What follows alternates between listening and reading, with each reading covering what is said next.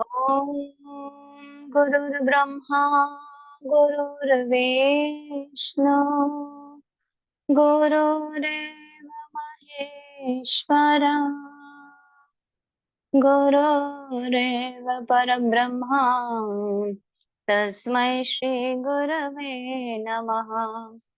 अखण्डमण्डलाकारं व्याप्तं येन चराचरम् तत्पदं दर्शितं येन तस्मै श्रीगुरवे नमः। मातृवत् लालयित्री च पितृवत् मार्गदर्शिका नमोऽस्तु ते गुरुसत्तायै श्रद्धा प्रज्ञा युता च या। ॐ श्रीगुरुवे नमः। आवाहयामि स्थापयामि ध्यायामि ततो नमस्कारं करोमि। प्रणाम सभी को। आइए हम लोग मंत्र जाप करते हैं। ओम भूर्भुवः स्वः तत्सवितुर्वरेण्यं भर्गो देवस्य धीमहि धियो यो नः प्रचोदयात्। ओम भूर्भुवः स्वः तत्सवितुर्वरेण्यं भर्गो देवस्य धीमहि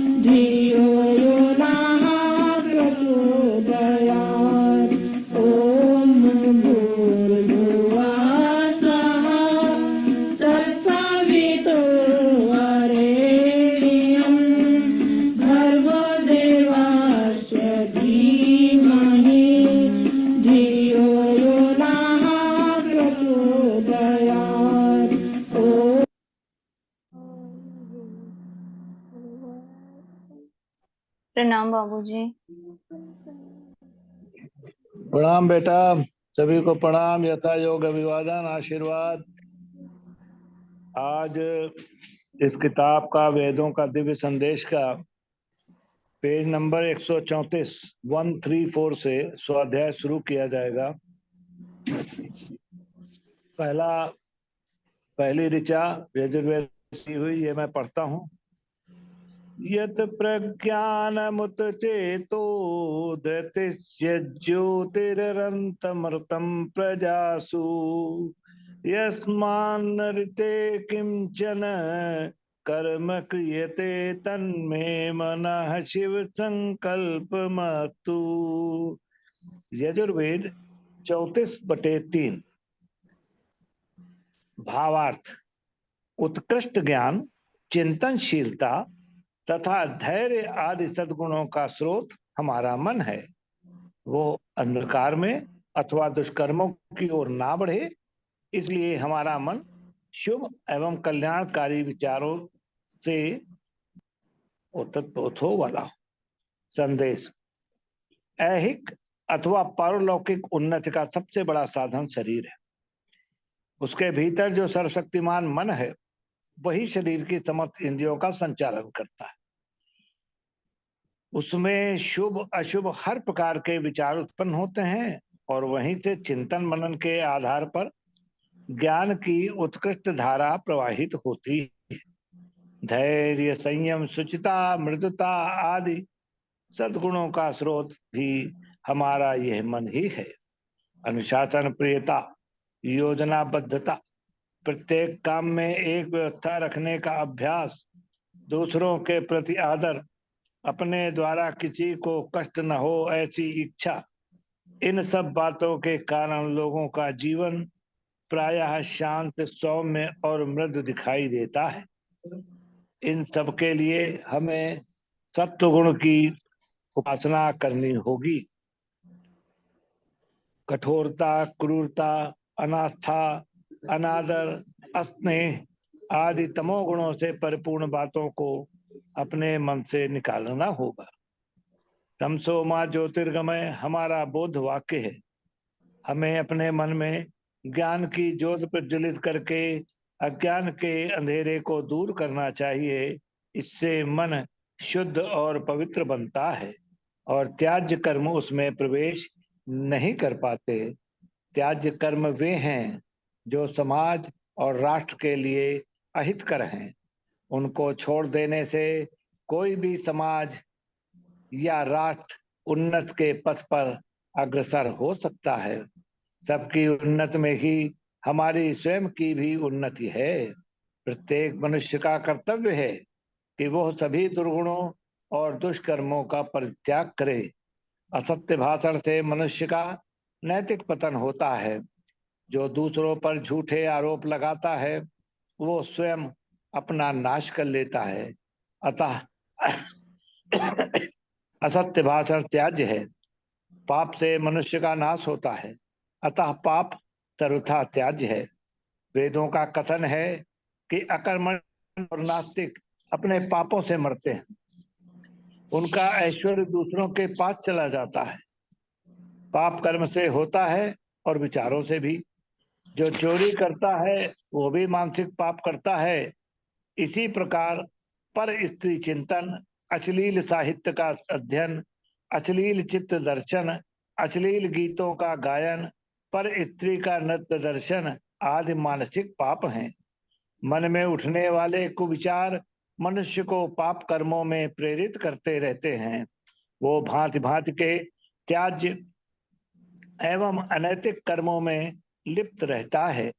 पाप कर्मों के प्रलोभन से अपने को बचाने के लिए दृढ़ आत्मशक्ति ही एकमात्र सहारा होती है। वही हमें दुष्कर्मों के अंधकूप में गिरने से बचाती है।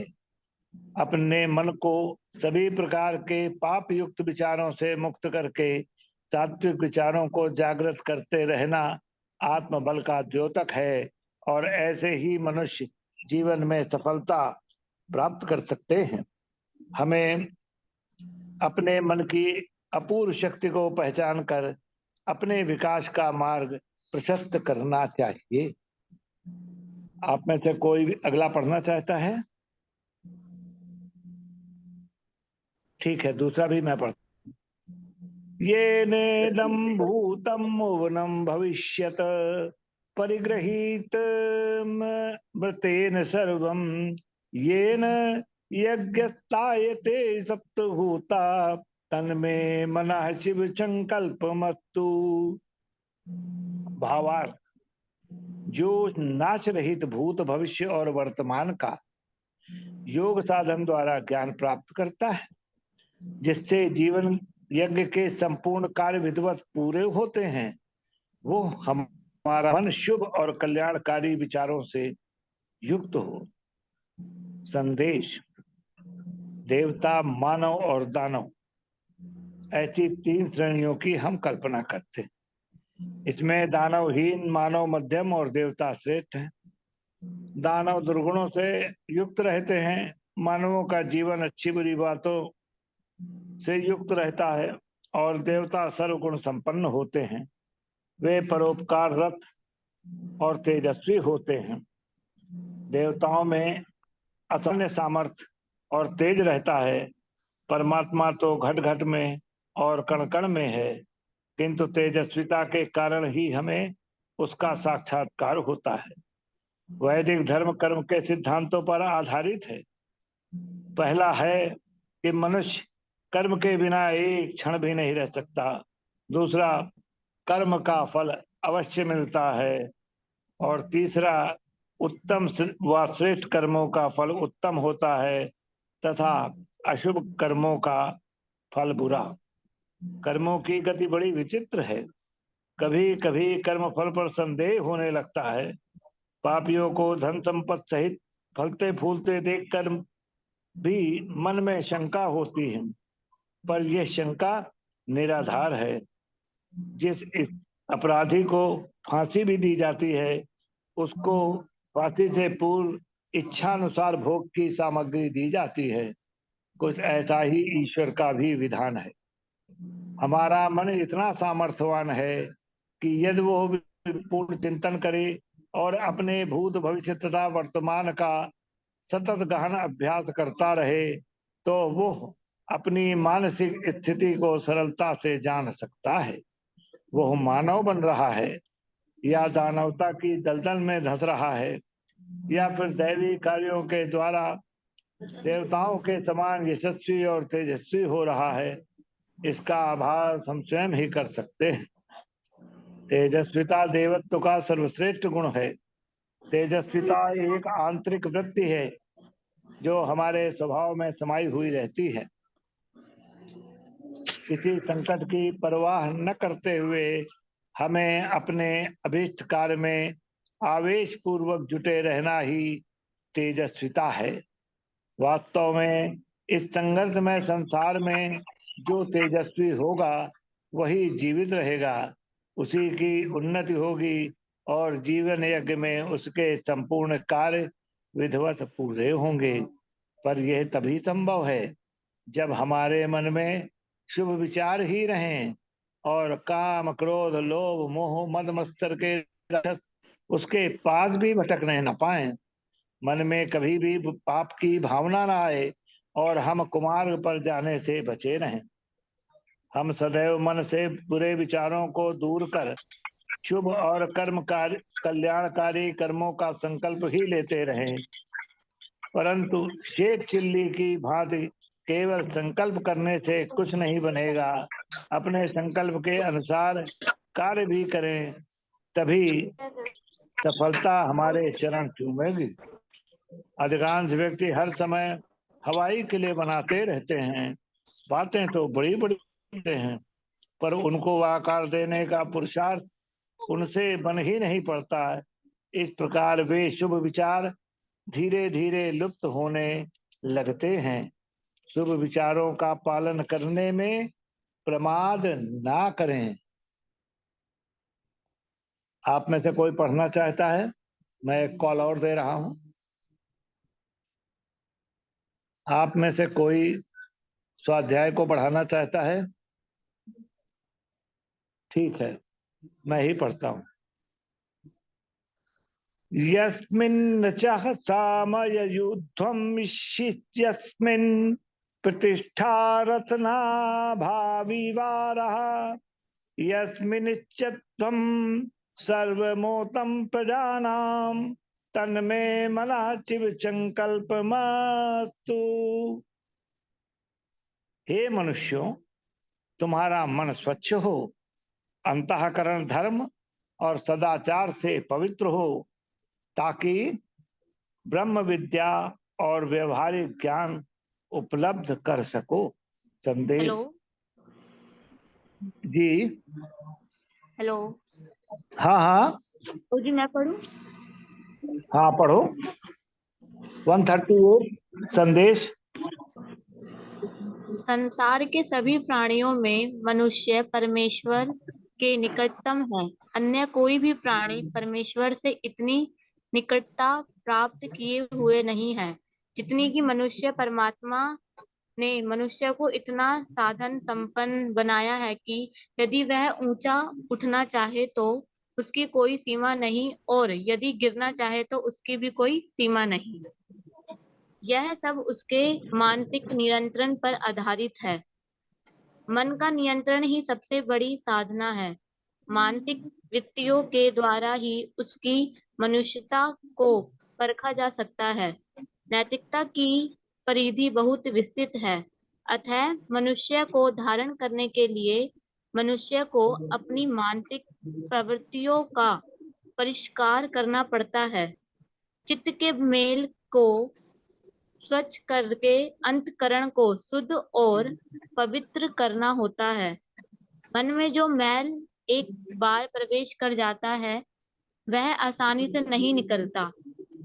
स्वार्थ, कामना, राग, द्वेष, मोह आदि की मलिनता इस मन से सूक्ष्मता से चिपटी हुई है, जो कोई अनजाने ही अशुभ संकल्पों को जन्म देती रहती है। मन की शक्ति को पहचानकर सदैव इसे पुष्टता प्रदान करते रहने से ही मन स्वच्छ होकर शुभ संकल्पों को विकसित कर सकता है। यह मन का अर्थात ज्ञान का भंडार है। मनुष्यों के मन तत्व में जहाँ उनका सब प्रकार का चित्त, उनके संस्कारों का महाकोश, उनका अनंत बास नाजल और सब योनियों की असंख्या वासनाएं मौजूद है, वही उस मन में सब सत्य ज्ञान भी मौजूद है। यह सारा का सारा वेद ज्ञान, ऋग ज्ञान, साम ज्ञान या यजु ज्ञान तभी प्रकाशित हो सकता है जब मन कुसंस्कारों से मुक्त हो जाए। वेद ज्ञान के प्रकाश से ही मन में शुभ संकल्प आते हैं, शिव संकल्प और सत्य संकल्प आते हैं। उसी से हम व्यवहारिक ज्ञान और ब्रह्मा विद्या की उपलब्धि होती है। अतः करण में धर्म और सदाचार की स्थापना तभी संभव है जब हम पाप कर्मों से दूर रहे। पाप और पुण्य विवादास्पद विषय है। जब भी आत्मा को और मन इंद्रियों को किसी कार्य में प्रेरित करता है तो उसी क्षण से आत्मा पर उसका प्रभाव दृष्टिगोचर होने लगता है। बुरे काम करने में भय, शंका और लज्जा का अनुभव होता है तथा अच्छे काम करने में अभय, निशंकता और आनंद दोत्साह उठता है। इसी कसौटी पर पाप कर्मों को कसा जा सकता है। ऐसे पाप कर्मों का विचार भी मन में ना आने पाए, इसके लिए सतत अभ्यास करते रहना चाहिए।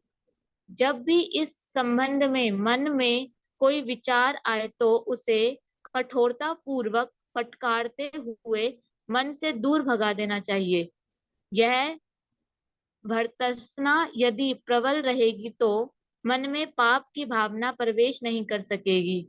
शुद्ध एवं पवित्र अंतःकरण तथा सत्य ज्ञान के व्यवहारिक स्वरूप से आत्मबल में वृद्धि होगी। शु पारथी रशवानिव यन्मनुष्या नेनियते भिषुभिवर्जिनी इव हस्त्री प्रतिष्ठ यजीर जविष्ठा तन्मे मन शिव संकल्प मस्तु। सोनिया जरा 2 मिनट रुकना, मैं इसको पढ़ देता हूँ। जी बाबूजी। शुशारथिष्व निव यने मनुष्याने नीयते भी सुभिरेवाजिनैव हिते प्रतिष्ठम यदजिरम जविष्ठम तन्मे मनः शिव संकल्प मातु। यजुर्वेद 30/6। आगे बढ़ो।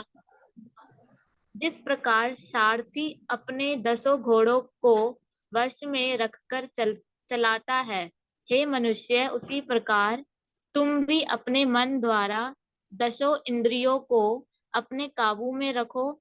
इसके लिए तुम्हें संकल्पवान होना पड़ेगा। संदेश: परम लक्ष्य की प्राप्ति में हमारी वासनाएं सबसे बड़ी बाधा है। यदि हम निरंतर विषय वासनाओं में फंसे रहेंगे, सांसारिक आनंद के पीछे भागते रहेंगे, तो हम उनके दास हो जाएंगे। यदि हम सदैव विषय वासनाओं का चिंतन करते रहेंगे, तो वह हमारे मन में इंद्रियों को संतुष्ट करने वाले पदार्थों को प्राप्त करने की इच्छा पैदा करेगी तथा हम इंद्रियों की विभिन्न प्रकार की तृप्तियों में लग जाएंगे। सर्वप्रथम मन में विचार उत्पन्न होते हैं। जो बात चिंतन स्तर पर है, वही धीरे धीरे कर्म स्तर तक आ जाती है। अतः लालसा मन के भीतर उत्पन्न होती है और कर्म बाहर प्रकट होते हैं। व्यक्तिगत रूप में हम इंद्रिया विषयों का चिंतन करते रहते हैं। मानसिक तौर पर हम उन्हें प्राप्त करना चाहते हैं, यद्यपि ब्रह्मा रूप में हम उनसे बचना भी चाहते हैं। ऐसे लोगों को पाखंडी कहा जाता है। इंद्रियों सुखों का चिंतन मन में एक के बाद नहीं। हेलो। हाँ जी। सोनिया, तुम्हारा बीच में आवाज किसी को नहीं आ रहा था, तो पीछे से पढ़ो जहाँ पढ़ रही थी। जी। व्यक्तिगत रूप में सर्वप्रथम मन से यहाँ से छूट गया था। सर्वप्रथम। हेलो। हाँ जी हाँ जी। आवाज आ रही बेटा?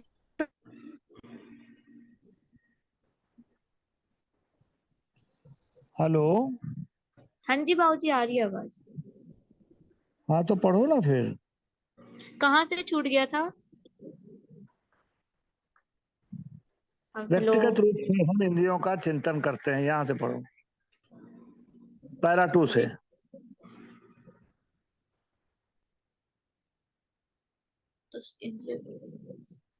सर्वप्रथम मन में विचार उत्पन्न होते हैं। जो बात चिंतन स्तर पर है, वही धीरे धीरे कर्म स्तर तक आ जाती है। अतः लालसा मन के भीतर उत्पन्न होती है और कर्म बाहर प्रकट होते हैं। व्यक्तिगत रूप में हम इंद्रिया विषयों का चिंतन करते रहते हैं। मानसिक तौर पर हम उन्हें प्राप्त करना चाहते हैं, यद्यपि ब्रह्मा रूप में हम उनसे बचना भी चाहते हैं। ऐसे लोगों को पाखंडी कहा जाता है।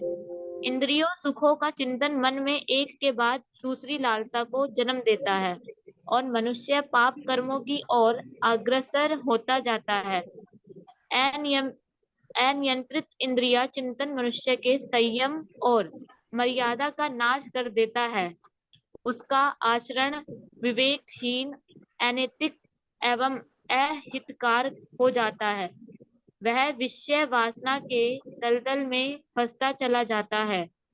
विवेकी पुरुषों को इस प्रकार पतन के गर्त में जाने से अपने को बचाए रखना चाहिए। उसका एक ही उपचार है कि हमें अपने मन की उस प्रवृत्ति को नकारना होगा जो इंद्रिया सुख की ओर भागती है, जो कि इस अनिष्ट का मूल कारण है। शारीरिक रोगों के उपचार के लिए हमें बहुत सी चीजों से परहेज करना पड़ता है, उसी प्रकार मानसिक स्वास्थ्य के लिए सांसारिकता नामक रोग से बचने के लिए हमें इंद्रिय विषयों का कठोरता से नियंत्रण करना होगा। संसार दीर्घ रोगस्य सुविचारो महोषधम, यह संसार दीर्घ रोग से परिपूर्ण है। इसमें चारों ओर द्वेष दुगुण भरे हुए पड़े हैं। उनसे मुक्ति पाने के लिए सुविचार ही महान औषधि का कार्य कर सकते हैं।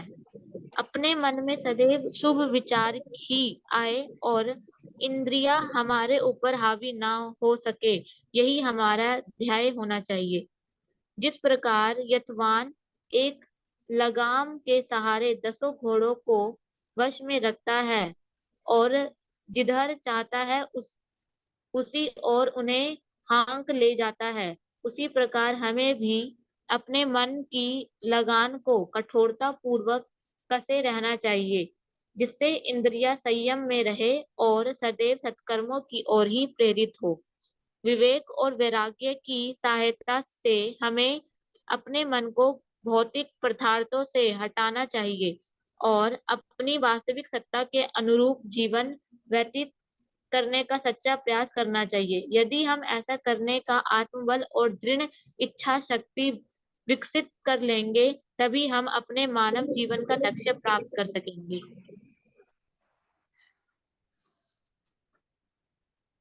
आज का पाठ यहीं पर हम लोग समाप्त करते हैं।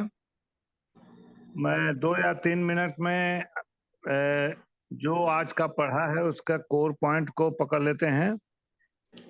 सबसे पहली ऋचा में परम पूज्य गुरुदेव ने उत्कृष्ट ज्ञान, चिंतनशीलता और धर्म, इसके आधार पर कौन से कर्म त्याज्य हैं और कौन से कर्म वर्णनीय हैं, इसके लिए हम सबको कहा कि चिंतन